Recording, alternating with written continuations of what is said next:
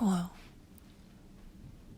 As you know from the name of this video, I'm going on tea. Hooray! Here's my tea. And I haven't done the first shot yet. And I just wanted to talk to you a little bit about gender-affirming care. And as it goes, this video is sponsored by Plume. Plume is a membership for convenient and safe app-based gender-affirming hormone therapy for trans people. This isn't clickbait. No. This is real. Yes. This is exciting. Mm-hmm. This is new information. Mm-hmm. And we're here. And we're queer. And we're going on tea. And I'm proud of you. Oh, thanks. Love you. So I realized that I've actually never explicitly talked on my channel about whether or not I want to go on tea, or I've had, thoughts about going on tea before.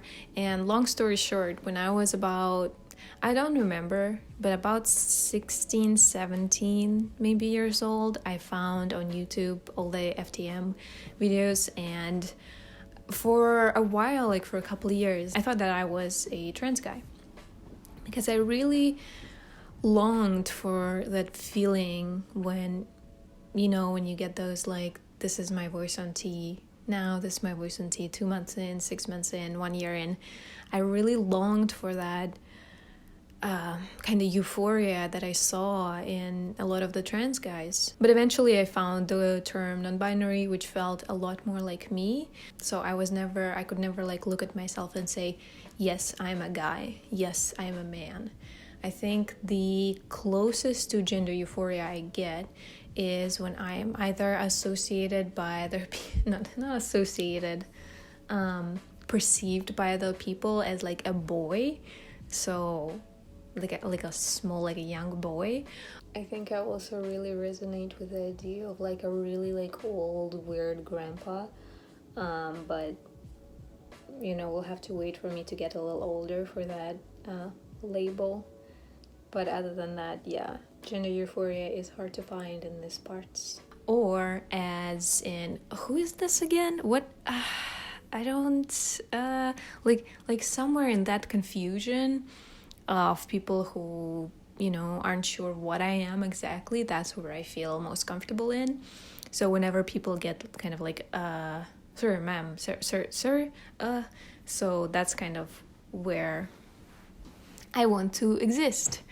Ideally we'd live in a world where you wouldn't need any labels whatsoever and you just be free to be whoever you want to be. But the reality is that people will perceive you, and sometimes it's hard, and I do have quite a bit of gender dysphoria. And even though I am quite confident in my identity by myself when I'm alone or when I'm with just Arin, like during the initial pandemic lockdown from March to maybe June, when it was just the two of us, I felt at ease. I did have some dysphoria from time to time, but it was very mild and very dealable. Like it was not hard to deal with because there was no outside world apart from maybe like a random nasty YouTube comment that would be affecting me constantly all the time. I still had my body dysphoria, chest dysphoria, my general shape dysphoria. But after the initial lockdown, I got a job at a museum, and that was my not a wake-up call, more so like it jostled me into reality outside of my comfort zone, where I had to keep coming out to people and I had to correct people about my pronouns constantly, even with people who were open-minded and who were very accepting of my identity, who were like, oh yes, I'm they are non-binary. They still fucked up with my pronouns most of the time. And it takes a lot of resources out of yourself to be patient and to be forgiving and to understand that, it's news for them. It's less of a, they're less accustomed or used to the pronouns and the identities, and they've lived their whole lives being cis and having that privilege of, being perceived exactly the way they are with no questions asked. So that made me go back to my thoughts on going and tea again and they never really left, but as I said, more often than not, when I'm by myself, my dysphoria is more dealable, while my social dysphoria, like the dysphoria imposed onto me by cishet society and views, is a lot stronger. So I went online and I just Googled, I don't know, I'm in America, I don't have health insurance because I work part-time, and I was like, it's probably impossible to go and teach, just like it was in Russia, because I was living with my parents, and it just seemed like there was not any space in my heart or my brain or my reality where it was possible to go and tea with my parents being there, because of how unaccepting they are and because of how many conflicts that would produce. But here I am, in New York, very progressive city, supported by my partner. Maybe I can look into this. But at the same time, I'm like, no, medical care in the US is impossibly expensive. And there is not even a possibility, once again, that I could ever afford tea, unless I'm like 45, finally stable, and finally can go and tea. That was the mindset I was kind of in. And then I stumbled upon Plume. It wasn't an advertisement, it was just a Google search. It seemed too good to be true. Basically, Plume is a trans and queer-led team of medical providers who want to make trans healthcare very accessible, very easy, very comfortable, where you don't need to consistently battle and struggle with the system to get what you need to be who you are. So you get a whole team of fantastic, kind, and caring medical providers who specialize in trans care, who will not question you, who will not make you feel horrible about yourself. I don't know why this concept is so wild. It shouldn't be. It's all virtual, so, during a pandemic, that's the best idea and the best possible way to access care anyway. You get your initial meeting via Zoom with one of the nurses or one of the medical providers. You get lab tests, you get progress monitoring, you can talk to people on your care team, your care coordinators, your nurses, your medical providers via text on the app anytime. If you want to change your dose, if you're moved and you need your prescription in a different location. You can also get letters for name change or gender marker change or surgery, which is incredible.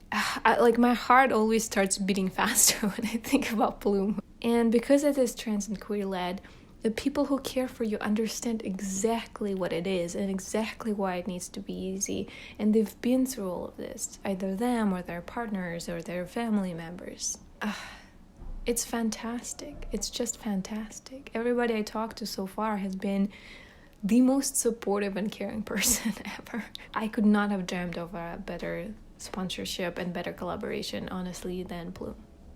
I'm super happy and I'm super excited. Basically, you get I'll talk about my experiences, because I don't know if every experience is going to be the same, but I filled out a bunch of forms which were easy to fill out, nothing hard whatsoever. I talked about my health history. I was worried that I have like a thyroid thing, and because thyroid is connected to hormones, I was like, what if I can't take tea? That would be very heartbreaking. I mean, I would have to deal with it, but that would be very heartbreaking. But I was told by my medical provider that that's not an issue at all whatsoever. Don't even worry about it. I was like, but what about my migraines? And they were like, actually, maybe it could actually help you with migraines, because people who are estrogen dominant get migraines more often. So if you're, testosterone dominant for a bit, it might help you with your migraines. I was like, but as a non-binary person, is it okay to go and see? Because sometimes I'm like I doubt myself quite a bit. I'm like, do I even deserve to go and see? There are trans guys, like binary men, who need it more than I do. But they're very reassuring about that as well. And then I asked, because my plan was always, for a while after I've realized that I was non-binary but still wanted to go in tea. I wanted to go in tea for a shorter period of time, so I never planned to take tea for the rest of my life. My biggest thing socially that makes me dysphoric is my voice.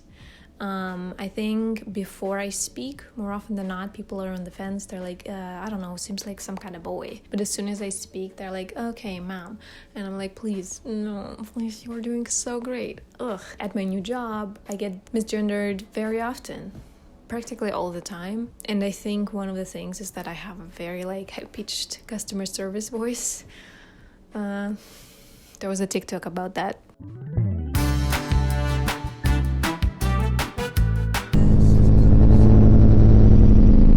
And then it makes me feel very shitty inside. Yeah. And I always, I think, stopped myself from, really researching tea before I found Plume, really going into this and being like serious, like I am going on tea, because I always put others above my own needs. I always thought, what will my mom say? She's not accepting as it is, and I talked to her on the phone. She's in Russia and I'm not. And she's going to hear those changes in my voice and she's going to keep asking questions. And I don't have good enough answers for her because she doesn't understand the concept of gender whatsoever. So for the longest time, I was like, I can't upset my mom. That would really upset her. Or I can't make it even more uncomfortable for, my colleagues or someone I work with or hang out with. So something was always stopping me. And then after talking to some people from Plume, it almost made me feel kind of empowered. Like, I can do it. Like, I don't really owe anyone anything. It's good to be considerate, but it's also my life. So if I have to have a hard conversation with my mom or 2 or 10 of them, then that's gonna be what it is, and we'll work on that when we get there. And it's not on me to be what she wants me to be. It's on her to be accepting of her own kid. And if she's not, that sucks. I mean, she is not, and that sucks. But all I can really be is true to myself. I always thought that, for instance, my voice is incorrect. That if I kind of talk to myself in my brain, obviously there is almost like no voice because you're talking to yourself, but it's something more comfortable and something more like me than what actually comes out, what I hear when I rewatch all these videos. Some changes on tea are reversible and some are irreversible. So your voice changing is an irreversible change, which is something that I'm most looking forward to, which is one of my biggest goals. To have like just a deeper voice. And I don't necessarily want like a guy's voice or a very masculine voice. I just want something lower and something in between, I think, is where I'm most comfortable in, which is why I thought about going on tea for maybe 5 or 6 months. And I've decided to record this process not only for myself as like an exploration of my own identity and a way to look back on how I felt, a year ago or 2 years ago or whatever, but also to talk about the minute things and the details. I'm going to try to journal through the changes. What changes bring me joy? What changes I'm actually anxious about or fearful about?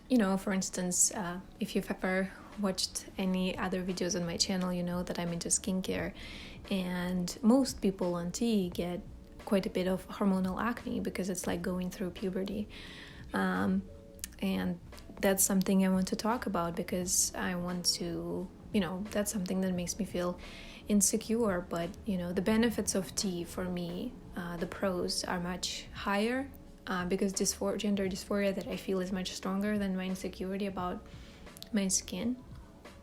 But that is still something I want to consider and something I want to talk about, and how am I going to deal with it, and what kind of changes you will see in me through these videos and I will see in myself, in the mirror. What about emotional changes, you know, the ups and downs on going on tea? Some people say that they feel more confident because they have less gender dysphoria, but also because tea sometimes makes you feel more confident. So what about that? What about all of the things that come with it? I don't want to only do the here's my voice on tea like for 1 month or whatever. I want to do that as well, just because as I said, as like a teenager, I am obsessed, or as a young adult, I like obsessed over those kinds of videos, and it's something that I find still extremely fascinating and empowering and encouraging and satisfying and just fantastic. But I also want to talk about everything else to a point where I'm still comfortable, you know, discussing it. Some things I think can be quite personal, and that's okay. I've done injections before for migraines. They were intramuscular, and they actually made me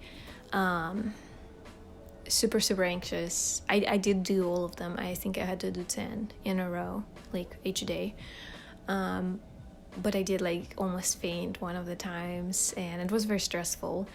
So I also learned about the subcutaneous injections. Basically, the difference is that intramuscular has a longer needle and it goes into your muscle, so it can be your thigh, your butt, and subcutaneous goes into your under your skin. So the needle is much shorter because it doesn't need to go the whole distance to the muscle, and you can do it still, I think, in the thigh, in the butt, or in the stomach area, the kind of like roll of skin and fat that comes out when you're like sitting and slouching. It just seems less traumatic for some reason, but we'll see. I'm gonna try to do the first shot today. I don't know how it's gonna go, but we're gonna go on this journey together. I hope. I don't know. I'm gonna try to make a video a month at least. With the progress and the thoughts and the things and everything. So if you have any questions to me about Plume, about gender-affirming hormone therapy, hit me up. I want to answer all of your questions or all of your concerns, anxieties you can have. Anything you want to ask about my personal experience so far, and I'll be as honest as I can be. So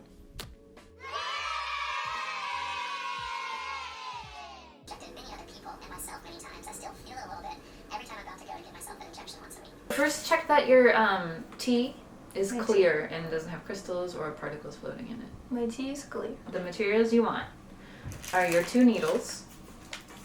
You have them. 2 needles. Your syringe. My syringe and my shaky hands. Your tea, your medication. My tea. A swab As well. to kind of clean up the area after if you need to. Alcohol wipes, 2. A Band-Aid. Arin got me colorful band-aids. We're gonna get a sharps container for the next one. We totally forgot. We're going to put it into a rigid plastic bottle, With a lid. label it, tape the lid, and dispose of it as a good boy. Which is As also good boys. fine, they've said. Yes. So first step is warm the vial for about 5 to 10 rolls in your hand to sort of warm it 1, up. 2, 3. And wipe the top of it about 10 times in circular motion with alcohol wipe. Alcohol wipe. Put it on the top here. 1, 2. So I'm opening it this way, Good job. and I'm holding it by the butt. Now you peel the back of the 18 gauge. 18 gauge. Okay, needle. Would you like me There to needs peel to be- or hold I one see. end? So I peel it, but I don't touch You it. don't take the, you keep the packaging on. Make sure to attach the hub of the syringe by twisting it on. This is as much as it attaches. Okay, then you can remove the wrapper. And grab the base near the hub and twist firmly to secure. Got it. Good job. Fully. Pull back the plunger until about 5.5 or 6. Okay. 5.5. And then you can remove the cap and hold the syringe like a dart. Then I'm going to pull it back. Pull the needle back until it's well within the fluid, and not above the fluid at all. Mm-hmm. And then pressurize by injecting the air into the vial. And then you draw tea up to 7 milliliters. Now you flick your syringe to get rid of any air bubbles kind of in the side. Then you push the remaining fluid and air back into the vial up until your dosage, so 0.3, right? I'm going to put it right up like this and take it out. And then once the cap is on, do you want to look at the video? The last thing before we inject is just to put our injection needle on. So we'll peel this back just to the hub of the needle. Our syringe, make sure it's locked in place. Now we're ready to actually give the injection. And we need to find the spot on the tintin. Tintin fupa. I'm an adult. Get those rolls out. Yeah. And my hands are super cold because I'm nervous. But one time here, about here. Yeah. And what we can do, Dr. Jerica said, is take our Needle cap. and plop a Make an imprint. imprint. Let me know if you want me to do it. So it's gradually bigger circles moving outwards. And now we're ready to go. Right at about a 45-degree angle. And then we're going to insert that needle in one smooth, easy motion. Now we'll reposition our hand. And now we'll plunge in the medication. And we're all done. So if you need to, you can tap a little bit with your cotton swab.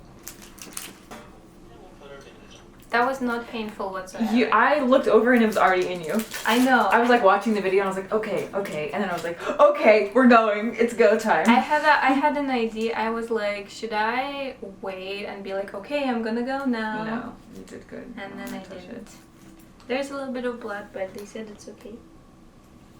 Here I go. Oops. There you go. Oh my Match god! your outfit. Baby's first tea shot. Can you We need to all take see care of this? this needle. Yeah. Can y'all see this? Did it hurt? It hurts not right now. The tiniest Yeah. bit, like sort of as if it's similar, the feeling, to when you pinch as your skin kind of like firmer. Yeah.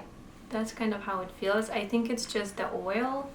I'm cold. I'm gonna put the t-shirt on. That went okay. That went very well. Yeah, we did. It was more stressing beforehand than it was actually at the moment. And yeah, we're done. This is my voice. Hi, my 1 name is minute on Simon. This is my voice. 30 seconds on tea.